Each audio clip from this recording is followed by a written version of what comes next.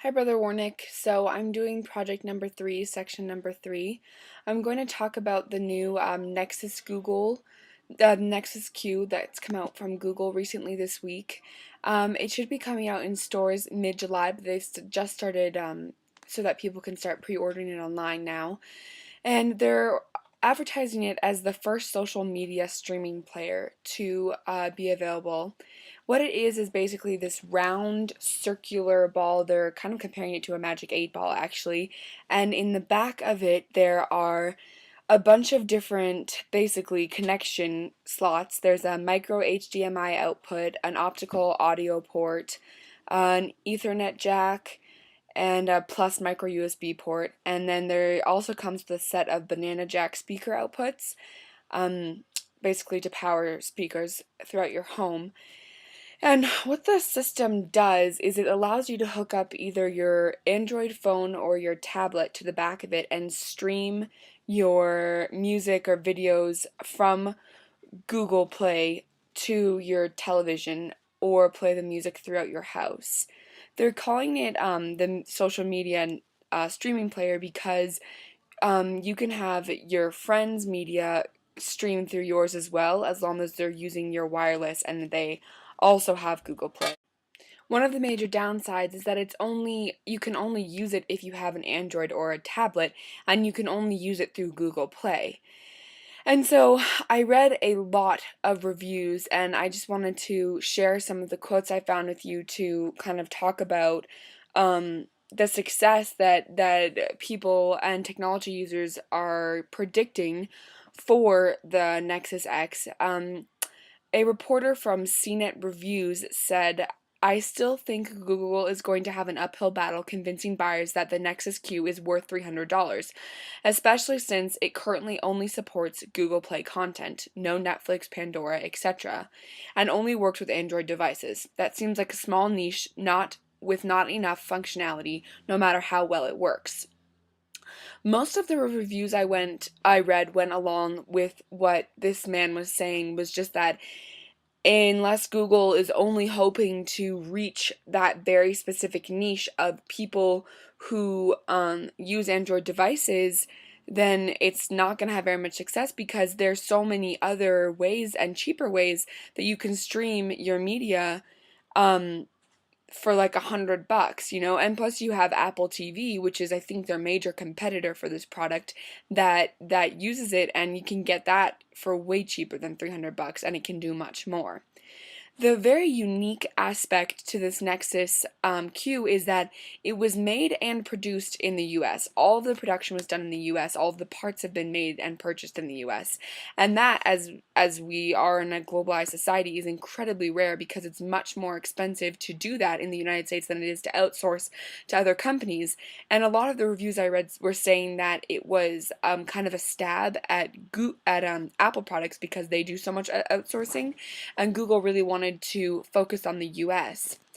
Tim Worstall, a writer for Forbes Reviews, said that by doing this, Google made somewhat of a stab at Apple products for their outsourcing, and is targeting a very specific niche group of people who refuse to buy outsourced products. So his belief is that they will be able to reach at least one specific group.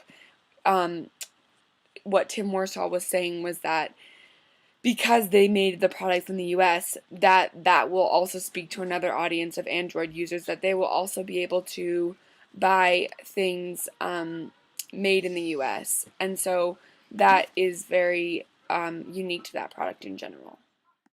One of the other most interesting features about the Nexus Q is that you can share your music, like I briefly touched on before. You can use your Android phone or your tablet to queue up music from your Google Play Music or a video from YouTube, and then have it play in your home theater from your Nexus Q. What else is interesting is that the Android device merely acts as like a controller. You tell the Nexus Q what to play, then the content streams directly to the Nexus Q.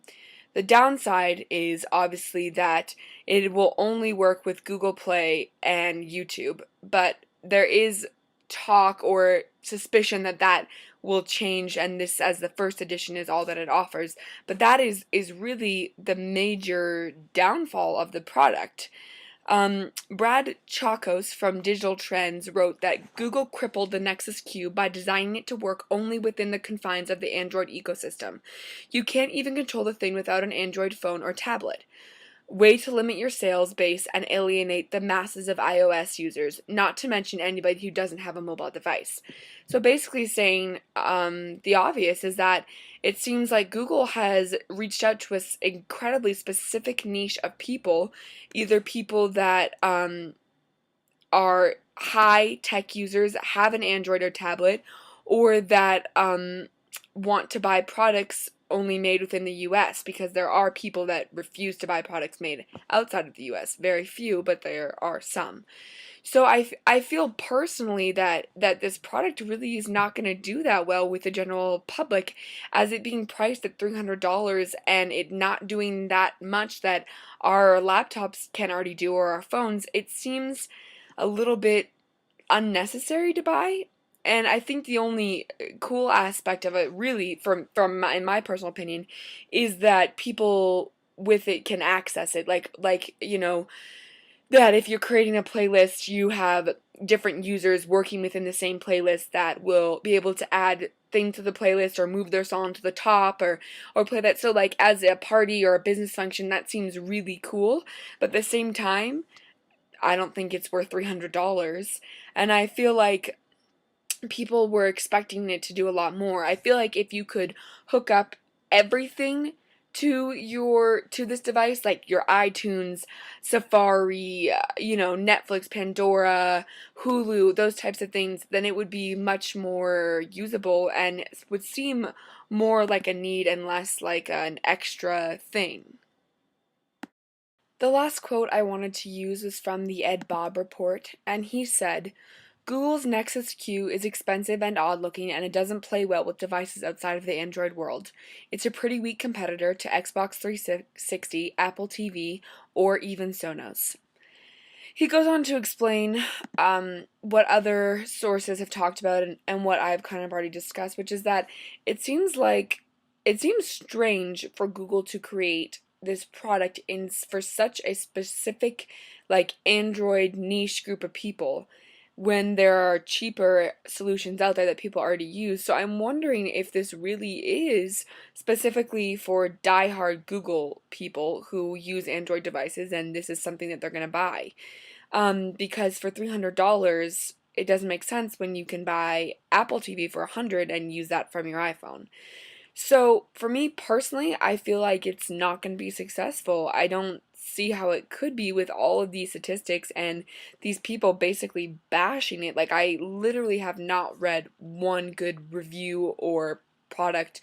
Other than that, it is easy to use and it's visually appealing.